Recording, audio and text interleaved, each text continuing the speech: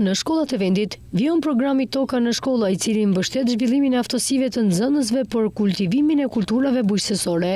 Kryeministri Edi Rama ndau në rrjetet sociale pamje nga vizita e ministres së arsimit dhe sportit Ogjerta Manastirliu në shkollat Gjergj Fishta në kryeqytet, ku së bashku me nxënësit mbollën perime, fruta dhe lule. Rama përmes një postimi në rrjetet sociale shkruan se me nxënësit tanë që përmes përvojës praktike në kuadër të programit Toka në shkollë, i cilin po e mbështesin përmes Ministrisë së Arsimit dhe Sportit, mësojnë të kujdesen për natyrën dhe mbjell, rritur dhe korrur prodhime të freskëta. Sezoni i mbjelljes ka vijuar në serat të kopshtet e shkollave, ku përmes programit Toka në shkollë, nxënësit kultivojnë perime, zarzavate, pemtari dhe lule të ndryshme, duke zhvilluar aftësinë praktike dhe dashurinë për mjedisin.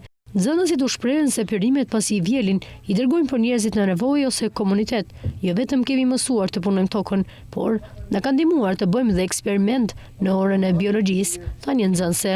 Toka në shkollë është një nismë e Ministrisë së Arsimit dhe Sportit, e shtrirë në shkolla në mbar vendin, ku nxënësit jo vetëm zhvillojnë aftësi praktike, por edhe ndërgjegjësohen për rëndësinë e mjedisit dhe ushqyerjen e shëndetshme.